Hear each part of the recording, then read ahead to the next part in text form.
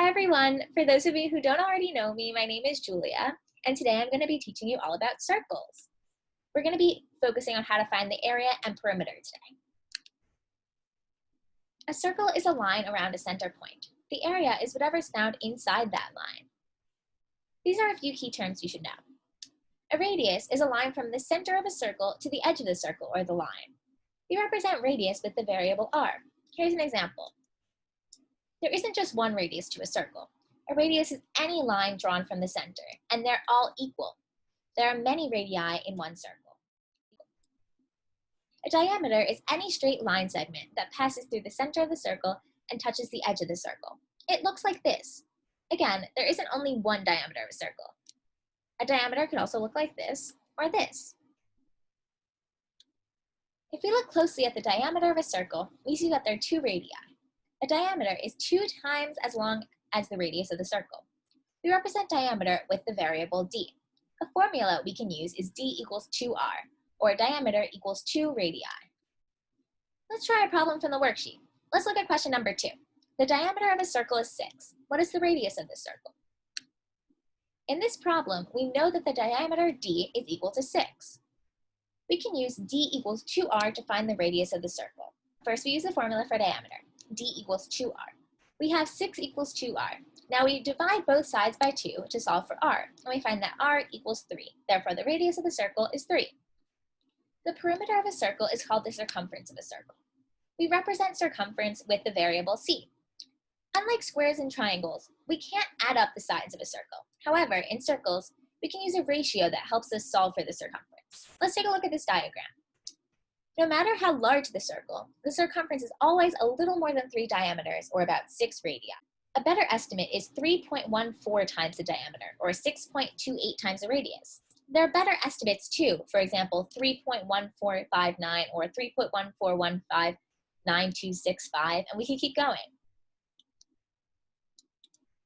Here's a bit of background knowledge. Far long ago, the Greeks studied circles. Their word for perimeter was perimetros. In Greek, this is how the word is written. Today we use the first letter of that word, pi, to represent the ratio, and we still use it today. It's used in the formula for circumference and area of the circle. We use this symbol when we're solving for the circumference of a circle. The formula for circumference is c equals pi d. Remember, the diameter is 2 times the radius. We can use the diameter or the radius of a circle when solving for the circumference. Another formula for circumference is c equals 2 pi r. Now let's take a look at question 3 on the worksheet. Amy draws a circle with the radius of 3. What is the circumference of this circle? Express this in numerical form. In this question, we know the radius of the circle, which is 3. That means we can use the formula c equals 2 pi r.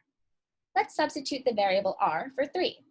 We have c equals 2 times pi times 3, or c equals 6 times pi. Remember, pi is equal to approximately 3.14, so we can substitute 3.14 for pi.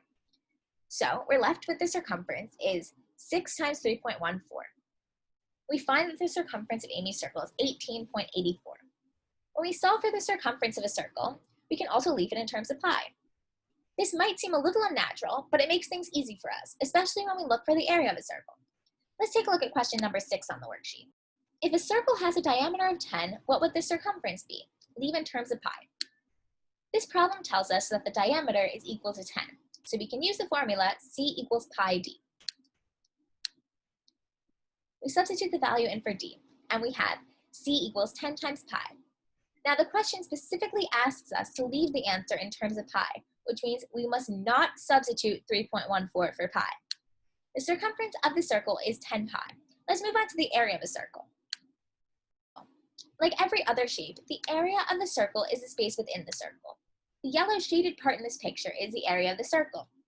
The formula for the area is a equals pi r squared, where a stands for area. In this formula, only the radius is being squared. Let's try this formula. Take a look at question number 7 on the worksheet. A circle's radius is 4. Find the area of the circle in terms of pi. The formula is a equals pi r squared. So when we substitute 4 in for r, we find that a equals pi times 4 squared. Now 4 squared, or 4 times 4, is 16. So we're left with a equals pi times 16. The area asks us to leave this in terms of pi, which means we do not substitute 3.14 for pi. The area of the circle is just 16 pi. Sometimes the radius of the circle isn't given to us, and we have to solve for it. Take a look at question number 9. If the circle has a diameter of 10, what is the area of the circle? Leave this in terms of pi.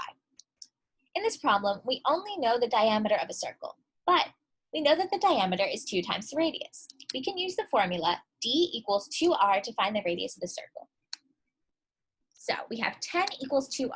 If we divide by 2 on both sides, we're left with r equals 5, the radius. And now we can solve for the area of this circle. We use the formula a equals pi r squared. So we plug in 5 for the radius, and we have a equals pi times 5 squared. Now 5 squared, or 5 times 5, is 25. So we have a equals pi times 25, or 25 pi. Again, this problem asks us to leave the area in terms of pi. So the area of the circle is 25 pi. That's all we have for you today. The worksheet for this video is in the description box, and so are the answers to the problems we didn't go over today. If you have any questions at all, please email us. We have a form in the description box for that exact reason. Hope you guys have a great week and that you all stay safe and healthy. We miss you.